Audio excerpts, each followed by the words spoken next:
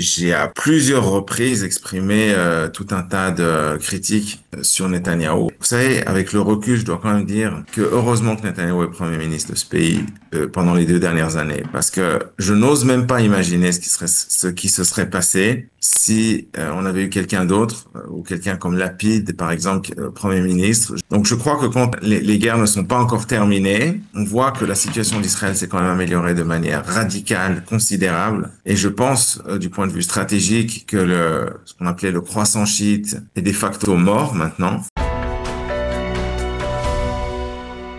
Nous avons le plaisir d'être avec notre ami Amir Baitman. Amir, bonjour, Boker Tov. Bonjour, Boker Tov. Merci d'avoir répondu présent et d'avoir accepté de décaler d'avancer l'entretien que nous avions prévu un peu plus tard. Et Amir, je rappelle à nos auditeurs qui ne savent pas que vous êtes le président du groupe des libéraux au sein du Likoud. Alors je voudrais avec vous,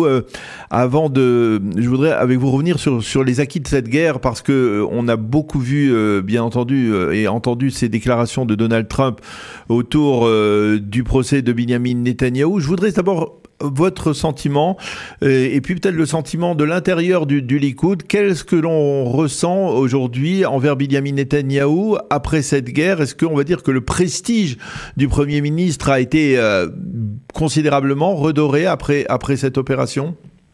Bon, vous savez, d'abord c'est une évidence, je crois tout le monde le voit, mais vous savez, on parle quand même dans cette émission depuis de nombreuses années ensemble. Et j'ai à plusieurs reprises exprimé tout un tas de critiques sur Netanyahou, concernant Netanyahou sur tout un tas de points.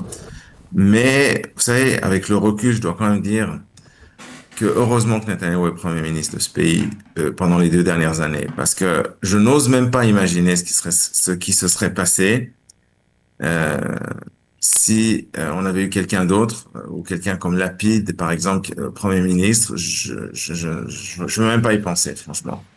Donc je crois que quand les guerres ne sont pas encore terminées, mais on voit que la situation d'Israël s'est quand même améliorée de manière radicale, considérable. Et je pense, du point de vue stratégique, que ce qu'on appelait le croissant chiite est de facto mort maintenant. Ce qui ne veut pas dire que, évidemment, la guerre est terminée, parce qu'elle ne terminera jamais tant que le régime des ayatollahs, des mollahs sera en place à Téhéran. Mais leur capacité à projeter du terrorisme au loin, avoir une espèce d'empire, tout ça a été détruit presque entièrement. Et de ce fait, la situation stratégique d'Israël s'est améliorée de manière radicale. Et d'ailleurs, c'est intéressant. Vous savez que je suis gérant de portefeuille et que je gère un fonds de capital risque. Et dans ce contexte, on observe que la bourse israélienne, pendant la guerre entre Israël et l'Iran, a complètement explosé. Elle a monté pratiquement tous les jours de manière extrêmement significative. Et d'ailleurs, elle monte depuis maintenant, depuis 1 an et demi, quand on regarde les résultats de la bourse israélienne, et ces résultats sont tout de même très très bons, au point que l'écart négatif qui s'était créé en 2023 au détriment de la bourse israélienne par rapport aux marchés internationaux, cet écart s'est maintenant refermé, donc au bénéfice de la bourse israélienne. Pourquoi? Parce que je pense que le marché comprend, et à ce titre, je pense que tout le peuple israélien comprend, et tout le monde en fait qui s'intéresse un petit peu de près à la situation, que en fait on s'était pas rendu compte, mais avant octobre 2023, Israël était nous vivions un petit peu, si vous voulez, dans une espèce de rêve. On avait la bonne vie, mais on s'est pas rendu compte de l'ampleur de la menace qui pesait sur nous, et je pense que cette menace très largement a été enlevée, et c'est beaucoup grâce à Netanyahou. Je pense qu'on lui doit tous, peu importe d'ailleurs que nous soyons de gauche ou de droite, ou quel soit le parti pour lequel nous puissions voter, mais je pense qu'on a tous une dette de gratitude envers lui, et je pense il est bien de la reconnaître. Alors, effectivement, cette dette de gratitude dont vous parliez, est-ce que finalement, aujourd'hui, Binyamin Netanyahou n'est pas dans une situation, on va dire, idéale pour tenter aussi de mettre fin à la guerre à Gaza? Parce qu'il faut bien avouer que tout le monde fait la comparaison entre les succès brillants, éclatants de l'armée de l'air contre les cibles iraniennes, et puis on va dire une forme d'enlisement de l'armée israélienne à quelques mètres de la frontière, dans quelques centaines de mètres de la frontière dans la bande de Gaza. Le contraste est flagrant. Est-ce que vous ne pensez pas que Binyamin Netanyahou devrait surfer sur cette vague favorable pour parvenir à mettre fin à la guerre contre le Hamas dans la bande de Gaza? Alors moi, je suis absolument pas d'accord avec cette analyse. C'est une analyse qui est complètement erronée. Je m'excuse. Israël n'est pas du tout enlisé dans la bande de Gaza. Israël, il faut comprendre ce qui s'est passé historiquement dans les 20 derniers mois, ou enfin depuis le 7 octobre. Ce qui s'est passé, c'est que dans un premier temps, pour des raisons partiellement peut-être compréhensibles et partiellement qui, à mon avis, relevaient de l'erreur tactique, Israël s'est battu contre le Hamas avec un objectif, ce qui était de tuer des terroristes. Et ça a été un succès. On a tué plus de 20 000 terroristes du Hamas et pratiquement la totalité du leadership de cette organisation. Donc on va dire du point de vue purement militaire, Hamas a été dégradé. Mais ce qu'Israël n'a pas fait, ou très peu fait, disons, pendant très longtemps, c'est la dégradation de l'infrastructure militaire qui a été construit par le Hamas depuis qu'il a pris le pouvoir dans la bande de Gaza en 2007, à savoir les tunnels. Et donc, en fait, ce qui s'est passé, c'est que comme la plupart de ces terroristes, en fait, sont remplaçables, on va dire, même s'ils sont remplaçables par, on va dire, de la main-d'œuvre, hein, qui n'est pas de la même qualité, à la fin, c'est des terroristes avec des Kalachnikov et des RPG. C'est pas très compliqué. Donc, au-delà de simplement, comme je disais, tuer des terroristes, ce qu'Israël devait faire, c'est détruire les tunnels qui sont la base de l'infrastructure du Hamas, ainsi que toute l'infrastructure au-dessus de la terre. Pour faire ça, ce qu'il faut faire, c'est essentiellement raser la majorité de la bande de Gaza. Mais c'est pas déjà fait?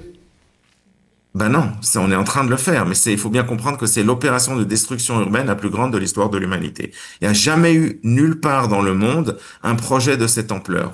Et c'est extrêmement complexe, ça prend énormément de temps, surtout si on veut éviter d'avoir des morts par centaines. Donc ça prend le temps que ça prend, il n'y a rien à faire, et ça prendra probablement encore 6 mois jusqu'on termine.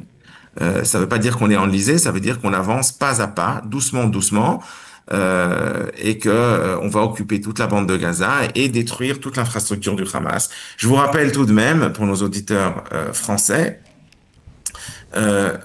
que l'ampleur des tunnels du Hamas dans la bande de Gaza est plus importante sur un territoire d'environ 365 km², donc le tiers de l'Île-de-France, cette ampleur est plus importante que le métro de Paris. Donc juste pour comprendre, c'est énorme, énorme, énorme. Et d'ailleurs, cette ampleur avait été sous-estimée pour le coup par l'armée israélienne, par les services de renseignement de l'armée israélienne. Et au début de la guerre, on estimait qu'il y avait peut-être, je sais pas, 100 ou 200 km² de tunnels. Ensuite, on s'est dit, il y a 500 à 700 km², on parle de plus de 1000 km². Pardon, pas 1000 km², plus de 1000 km. Mais c'est énorme, c'est gigantesque. Il faut les trouver, il faut les démanteler. Il faut détruire les maisons qui sont au-dessus. Il faut créer des périmètres de sécurité. C'est un travail qui est un travail de fourmi qui prend énormément de temps. Surtout, de nouveau, si on veut le faire en évitant de tuer massivement d'ailleurs des civils palestiniens d'une part, et d'autre part, évidemment, en essayant de protéger autant que faire se peut les soldats israéliens qui, malgré tout, on a, je crois, 19 soldats qui ont été tués en un mois. Donc, c'est une opération qui est extrêmement compliquée. Et le problème, c'est que le public sous-estime la complexité de cette opération. C'est ça le problème. C'est pas que Israël est enlisé. Israël n'est pas du tout enlisé. On avance pas à pas, mais on avance. On avance clairement et on va terminer. C'est pas qu'on va continuer comme ça indéfiniment. Mais ça prend beaucoup, beaucoup, beaucoup de temps. Alors, l'un des acquis, on va dire, sur le plan diplomatique de la guerre avec l'Iran, eh bien, c'est l'alliance, on va dire, consolidé entre Israël et les États-Unis, qui a d'une certaine manière fait tromper l'ensemble des observateurs israéliens qui pensaient qu'il y avait une crise entre Netanyahou et Donald Trump.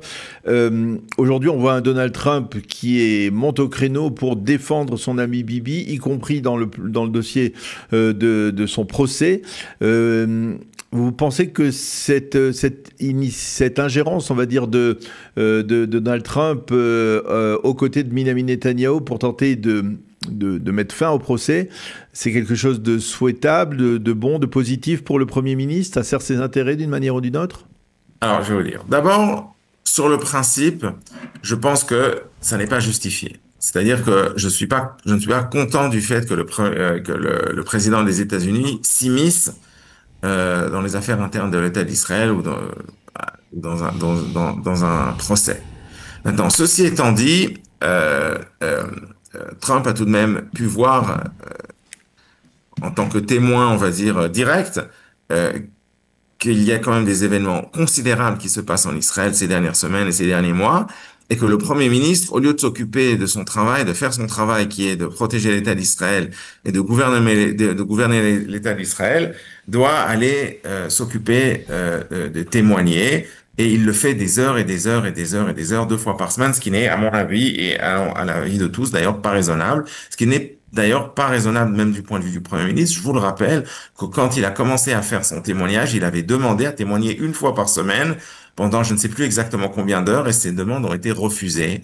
Et au lieu de témoigner 1 fois par semaine, il doit témoigner 2 fois par semaine, et chaque fois, c'est des heures et des heures et des heures, beaucoup plus que ce qu'il avait demandé. Donc, en fait, le poids que ce jugement représente aujourd'hui est totalement déraisonnable. Il est exagéré, et puis ça suffit aussi. Ça fait maintenant 10 ans que cette histoire se poursuit. Il faut en finir maintenant. Alors, justement, il faut en finir, et comment on peut en finir? Parce que les juristes s'accordent à dire qu'il n'y a pas de porte de sortie véritable.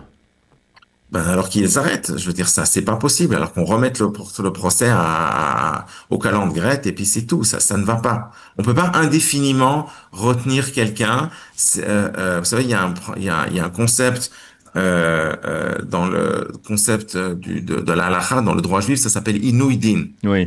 Je sais pas comment dire ça. On va dire c'est une torture. Voilà, c'est une forme de prolongement du procès, d'un procès, et qui torture, on va dire, celui qui est impliqué, quoi. Voilà, c'est la torture juridique. C'est de ça qu'il s'agit. On est vraiment dans un cas de Inouï Din. C'est pas possible. Ça fait 10 ans cette histoire. Ça fait 5 ans exactement. Ça suffit maintenant. Ça suffit, et puis qu'on repousse ça, et puis qu'une fois que Netanyahou aura terminé son travail de Premier ministre, eh ben ils pourront continuer, et puis c'est tout. Ou alors qu'il faudrait qu'ils trouvent un accord et qu'on arrête. C'est juste pas raisonnable et pas possible de continuer ça ad vitam aeternam comme c'est. Je veux dire, il y a pas de porte de sortie, c'est exactement ça. Ça va pas. Alors, il nous reste 1 minute, Amir. Je voudrais avoir votre avis sur une question clé. Benyamin Netanyahou est aujourd'hui, après, on va dire, la vague très, très douloureuse du 7 octobre, eh bien, est aujourd'hui au sommet, on va dire, de son prestige, après ce qui s'est passé en Iran. Est-ce que vous ne pensez pas que c'est le moment pour lui, peut-être, de décrocher et de dire, voilà, j'ai rempli ma mission, la mission pour laquelle, d'une certaine manière, il s'était engagé en politique, à savoir balayer la menace existentielle contre l'État d'Israël. Peut-être que c'est le moment pour lui de raccrocher? De toute façon, moi, je pense qu'on n'a pas terminé. Certes, on a fait de grands progrès, mais l'histoire à Gaza n'est pas terminée. Il faut terminer cette histoire à Gaza. Il faut détruire toute l'infrastructure du Hamas. Il faut raser la bande de Gaza dans les faits. Et ensuite, il faut mettre en œuvre le plan du président Trump. Même si vous savez que ce genre de déclaration... Vous savez que ce genre de déclaration... de l'émigration des Gazaouites en dehors de la bande de Gaza. Et ça, c'est stratégiquement ce qui va changer la donne sur la lutte en Eretz Israël entre les Juifs et les Arabes. Et donc, je pense que c'est ça qui est essentiel. Je pense que Netanyahou fait tout ce qu'il peut pour arriver à mettre en œuvre ce plan, et ça va dans la bonne direction. Et par conséquent, de mon point de vue, à ce stade aujourd'hui, il doit surtout pas partir, parce que dans sa présence, nous avons la garantie de la poursuite d'Israël de ce plan qui est une garantie de non seulement de sécurité, mais de pérennité pour l'État juif sur la terre d'Israël. Ensuite, on verra. Mais pour l'instant, c'est pas fait. Donc, de mon point de vue, il doit pas partir maintenant. Dans le futur, évidemment, le moment viendra. Et je pense en effet qu'il faudra trouver un autre type de leadership qui soit peut-être plus unificateur, comme on avait parlé déjà en Ouais. 2023, je crois. Mhm. Mais le moment n'est pas encore venu. Eh bien, Amir Weitman, merci beaucoup d'avoir été avec nous ce matin, de nous avoir donné votre avis sur les derniers développements politiques et sécuritaires. Merci d'avoir été avec nous. Bonne journée, à bientôt. Merci, au revoir.